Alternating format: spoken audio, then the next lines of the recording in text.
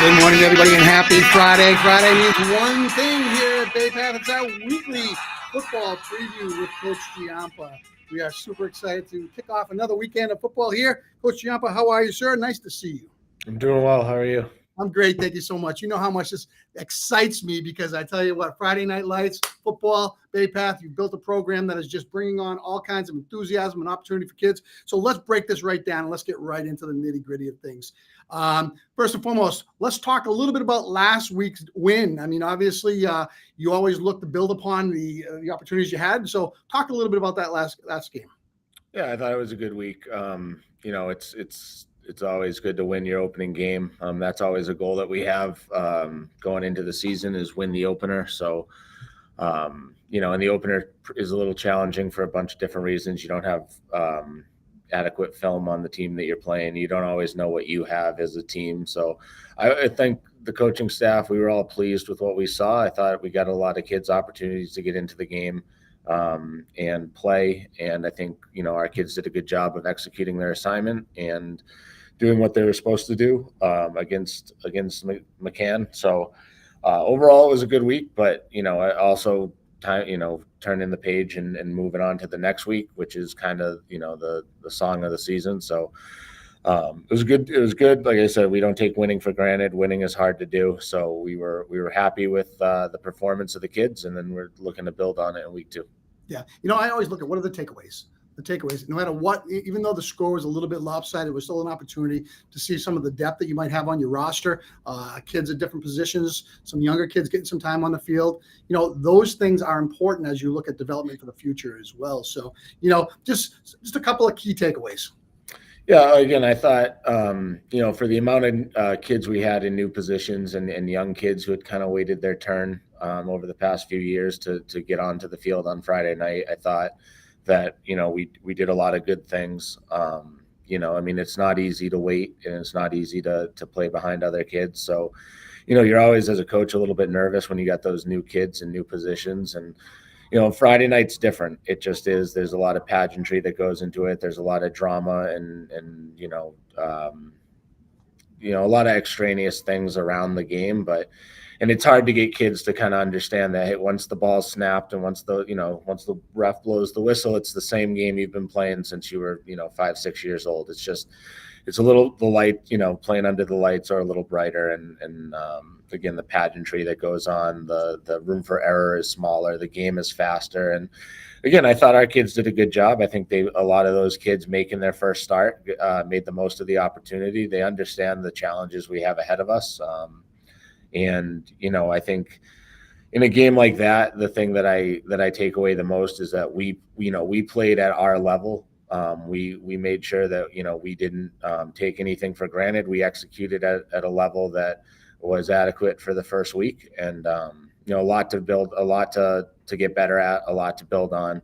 But in terms of our base stuff and letting those kids get those opportunities, I think they did a good job. Very well spoken right there. And at the end of the day, I want to make this public. I really appreciate the fact you coming on. Not all coaches up here want to dig so deep into a program and be able to articulate it out the way you do. So thank you so much for that part there. How about this? And as a bystander, I look at the freshman football program a little bit. I was at the game yesterday. I saw them play their first game. Part of a program is the developmental structure within the program. Just before we talk about Diamond, just a couple of words about how you're perceiving that team coming together. Yeah, I think to me, and I've talked with Coach Mungin about this quite a bit. Like, to me, the freshman program, especially at a regional Voc school like we are, the importance of it can't be understated, because we have kids coming from all different towns who they haven't grown up. Some of them played together, and it's funny because you can see the kids that have played together. They know each other, they understand it, and that's a huge advantage that public schools have over us, is that for the most part they have a group of kids that they can identify in 4th, 5th grade, and they watch those kids kind of come up, and they can watch them in Pee Wee basketball, Pee Wee baseball, AYF football, and they can watch those kids kind of grow and develop together. We really have no idea what we have or who we have, and you hear rumors, but again, like, it's always kind of you take all that with a grain of salt. I mean, there's only so many Barry Sanderses that can come up here. And so, you take all that with a grain of salt. And I think what we do at the freshman program, I think those coaches have an incredibly challenging job of integrating those kids into our system, which is different from probably what they've been used to, getting those kids used to the standards that we hold our kids to, and then getting them to play together as a team. And so, yeah, watching the first game and watching the second game, there's definitely talent at that level, which is always exciting. But what I think is impressive to me the most at this point is, a kid scores yesterday and you got all 10 other kids running up to him and jumping around and they're excited. A kid makes a great tackle yesterday in the backfield on a screen. And, again, you have 10 other guys swarming to the ball, getting there. And so the most important thing for me is that they, understand the basics of what we're trying to do at the upper levels so that they can come to us and have an idea. But more importantly than that, that they get used to playing together. They get used to knowing each other, playing together as a team. And, through the first 2 weeks, I mean, I think we've seen that. They've played two really good teams in Diamond and then last night with Greater Lowell. And, they've done a good job and they've faced some adversity, which is always good. That's how they get better, through adversity, and they face some of that. But, they work as a team. There's not yelling or screaming or look at me behavior, because again, that's a default mode that a lot of kids go into. They're in a new place. Their parents are watching them, which reminds them of their old thing. They want people to look at them because again, it's a new team. It's kind of an every man for himself. But I think that freshman team's doing a great job.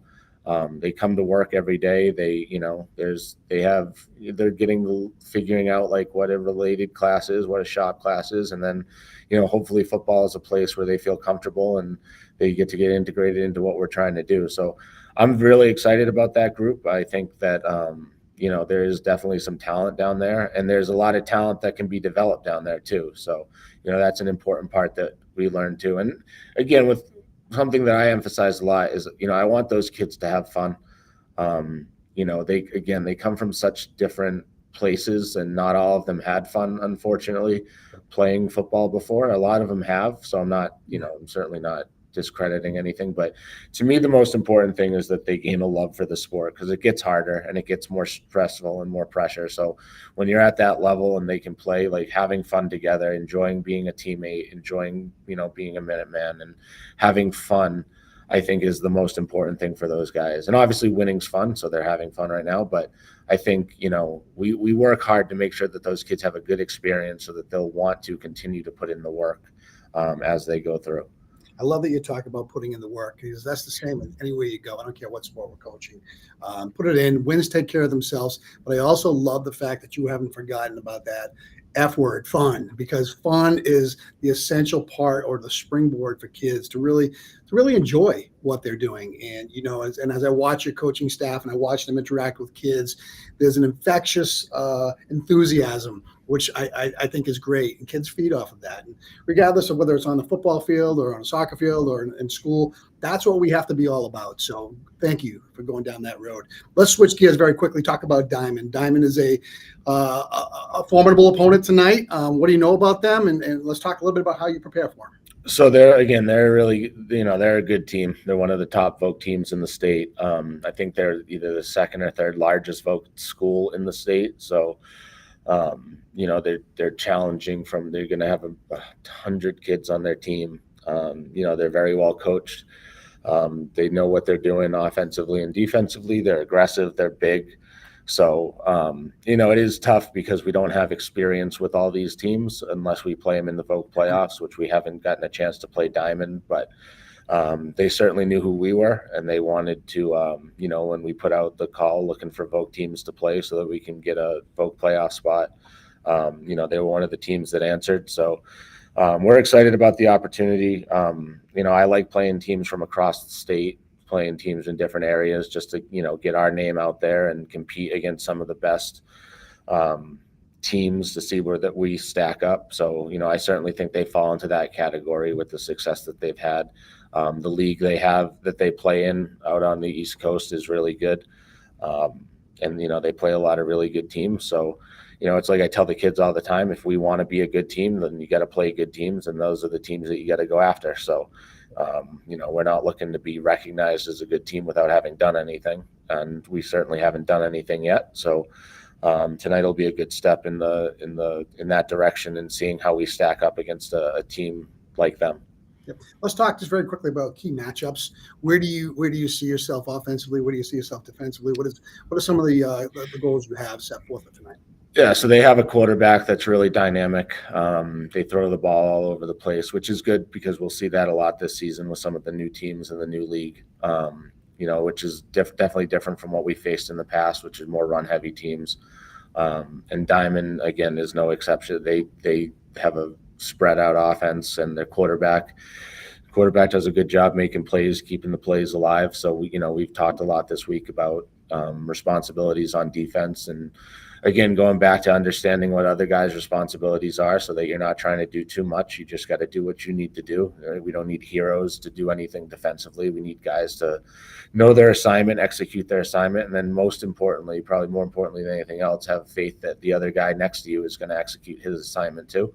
So you don't have to do too much.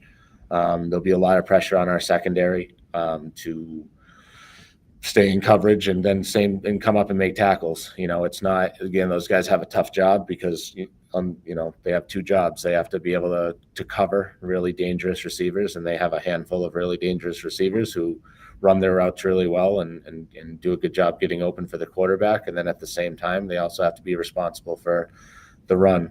And then offensively, we just got to execute. We just got to know where we're lining up. We got to know what we're trying to do, and then we have to execute it regardless of what, they throw a bunch of different fronts at you, trying to create confusion. And so that'll be a good test for our guys to see kind of where we are in terms of knowing what we're supposed to be doing. And, offensively, we talk about it all the time. It's really not about what they do.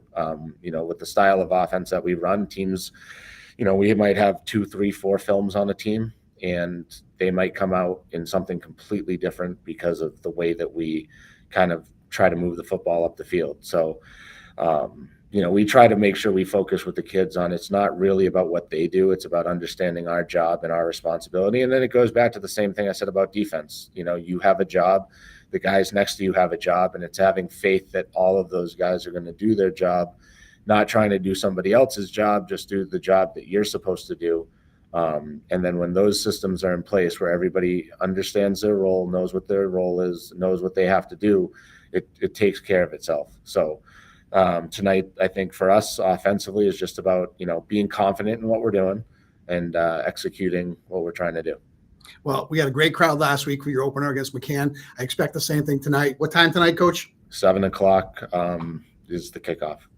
And again, student section, hopefully they're loud and having fun, parent section. At the end of the day, this is about creating an experience here. And you guys have done a really good job of putting our kids in the best position to be successful. And they showcase themselves in a very high manner, which is outstanding. And kudos to you guys. Well, there it is, everybody, right there.